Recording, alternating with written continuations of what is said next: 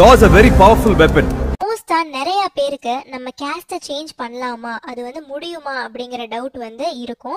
அதுக்கான பதிலை நம்ம இந்த வீடியோல பார்க்க போறோம். அதுக்கு முன்னாடி இந்த சேனல் நீங்க இன்னும் சப்ஸ்கிரைப் பண்ணலனா சப்ஸ்கிரைப் பண்ணிடுங்க, கூடவே பெல் ஐகானையும் கிளிக் பண்ணிடுங்க. பல பேருக்கு ஒரு டவுட் இருக்கு, அவங்க கேஸ்ட்டை மாத்திக்க முடியுமான்னு.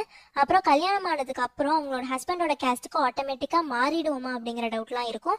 ஸோ பொதுவாகவே நம்ம இன்னொரு ரிலீஜனை சேர்ந்த ஒரு பர்சனை கல்யாணம் பண்ணிக்கிட்டா நம்ம அவங்களோட ரிலீஜனுக்கு மாறணுங்கிறது கம்பல்சரி கிடையாது. அது நம்மளோட இஷ்டம் தான். மாறினா மாறிக்கலாம், இல்லைன்னா மாறாமலும் இருக்கலாம். ஆனா கேஸ்ட்ங்கிற விஷயத்துக்கு நம்ம பார்த்தோம்னா நம்ம கேஸ்ட்டை மாத்திக்க முடியாது. சில பேர் நினைப்பாங்க ரிலீஜன் மாதிரியே இன்னொரு கேஸ்ட்ல இருக்க ஒருத்தரை கல்யாணம் பண்ணிக்கிட்டா அவங்க கேஸ்ட்டுக்கு மாறிடுவோன்னு.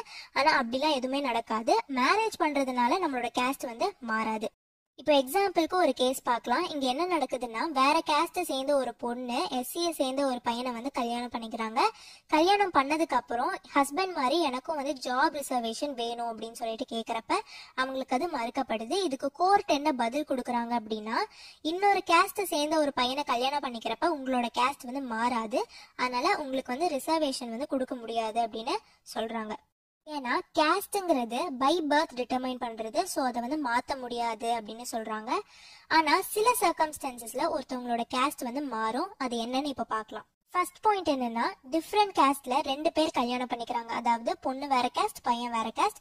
இவங்க இப்போ கல்யாணம் பண்ணிக்கிறாங்க. வேற கேஸ்ட் பையனை கல்யாணம் பண்ணதுனால அந்த பொண்ணோட கேஸ்ட் வந்து மாறாது. ஆனா அவங்களுக்கு பிறக்க போற குழந்தையோட கேஸ்ட் வந்து அவங்க அப்பாவோட கேஸ்டாவும் இருக்கலாம், அம்மாவோட கேஸ்டாவும் இருக்கலாம். அந்த குழந்தைக்கு 21 இயர்ஸ் ஆகிற வரைக்கும் அவங்களோட பேரண்ட்ஸ் தான் பையனோ பொண்ணோ என்ன கேஸ்ட்ல இருக்கணும்னு நினைக்கிறாங்களோ அதை வந்து வச்சுக்கலாம். 21 இயர்ஸ்க்கு அப்புறம் அந்த பையனோ பொண்ணோ அப்பா அம்மாவோட கேஸ்ட்ல எது வேணாலும் சூஸ் பண்ணிக்கலாம். அது அவங்களோட விருப்பம். இந்த மாதிரி நாங்கள் வேறு எதனா பற்றி எக்ஸ்பிளைன் பண்ணணும்னு நீங்கள் நினச்சிங்கன்னா மறக்காமல் கமெண்ட் செக்ஷனில் மென்ஷன் பண்ணுங்கள். அப்படியே எங்கள் வீடியோவை லைக் பண்ணுங்கள், ஷேர் பண்ணுங்கள். மறக்காமல் சேனலை சப்ஸ்கிரைபும் பண்ணிடுங்க. நன்றி.